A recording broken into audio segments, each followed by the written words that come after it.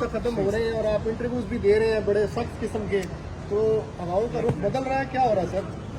Sir आज तो मुझको स्टेशन पे जो केस था वो जज जनाब जहांगीरी साहब हैं जी, तारक महमूद जहांगीरी साहब बहुत ज़बरदस्त जज हैं, उन्होंने कैंसिल किया, फिनिश किया और मुझे बाइज़्ज़त बरी किया।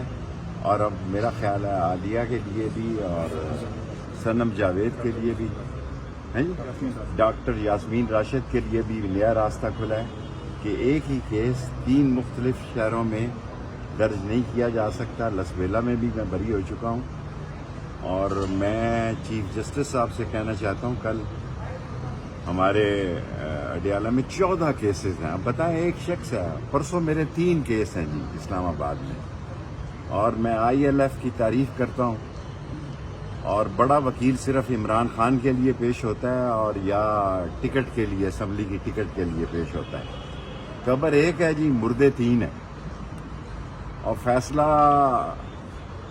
होने वाला है। मैंने 30 अगस्त आखिरी तारीख रखी है, 30 अगस्त से पहले फैसला हो जाएगा कि कब्र एक है, मुर्दे 3 है, कि कब्र में कौन जाएगा। और ये कोई हुकूमत है कि बंदे ने एहराम बांधा हुआ हो उसका, इमरान रियाज का, और वो हज पे नहीं जा सकता। शहबाज गिल के भाई को पकड़ लिया, मशहूर अजहर मशवानी के भाइयों को पकड़ लिया, उठा के ले गए।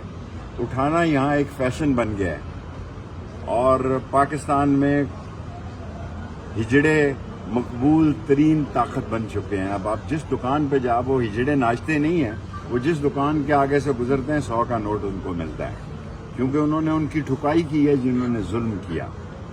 सो मैं ये समझता हूँ कि कल जो हाई कोर्ट में अडियाला जेल में केसेस हैं, मैं चीफ जस्टिस साहब से अपील करना चाहता हूँ कि गरीब मर गया, 2000 रुपये लगते हैं। ILF को मैं 4 सूबाई हेडक्वार्टर में 30 अगस्त के बाद इस्तकबालिया दूंगा।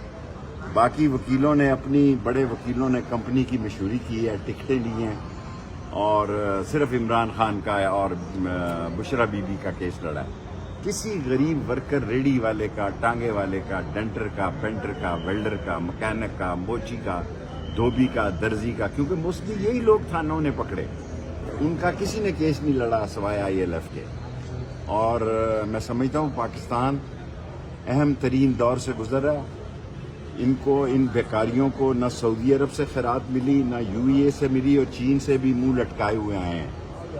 और इंशाअल्लाह ताला पाकिस्तान क़यामत तक जिंदा रहेगा और कौम जो है वो हक सच के साथ है और हक सच की फतह होगी। अब सवाल आप कर सकते हैं। सर ये बताइएगा, सर ये बताइएगा कि जो मरियम नवाज के हवाले से जुबैर मलिक की स्टेटमेंट है, बाजवा में, उसके ऊपर कोई स्टेटमेंट देंगे? बचपन के बारे में नहीं है सर। अभी जो मोस्ट रिसेंट ऑपरेशन का इन्होंने एक तैयारी की सर, उसका भी फैसला 30 अगस्त के बाद होगा, करूंगा। अभी जब होगा शुरू फिर मैं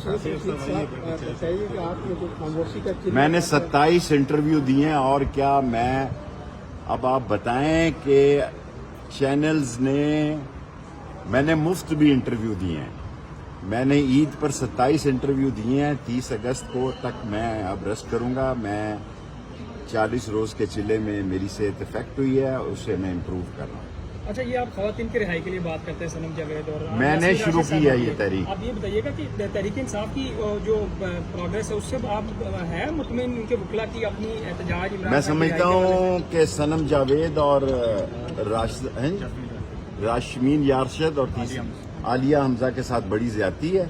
और आज के आज के केस के फैसले का, मैं जिसमें ये था कि मैं आसिफ जरदारी पर मैंने कत्ल का इल्ज़ाम लगाया, इसके बाद मेरा ख्याल है उनको केस में बड़ी मदद हुई। शेख साहब, एक सहाफ़ी ने दावा किया है कि जब आपका इंटरव्यू मुनीर फारूक साहब ले रहे थे तो आपने उनके गिट्टे गोडे पकड़े और आपने कहा कि मेरी सियासत का सवाल है। और अब आप, मैं मुनीर फारूक, मुझे कुछ पता नहीं था। मैं काबे की छत पे गया हूँ, मेरी जब आंखें खुली तो मैं अपने घर में था। वहाँ मुनीर फारूक ने मेरा इंटरव्यू लिया। मैं उनका मशकूर हूँ कि जो मैंने कहा उन्होंने वही नशर किया। और मुझे फख्र है कि मैं 40 दिन क्या 40 साल भी रहता तो इमरान खान और बुशरा बीबी पर इल्ज़ाम न लगा। अब आप 30 अगस्त के बाद 30 अगस्त के बाद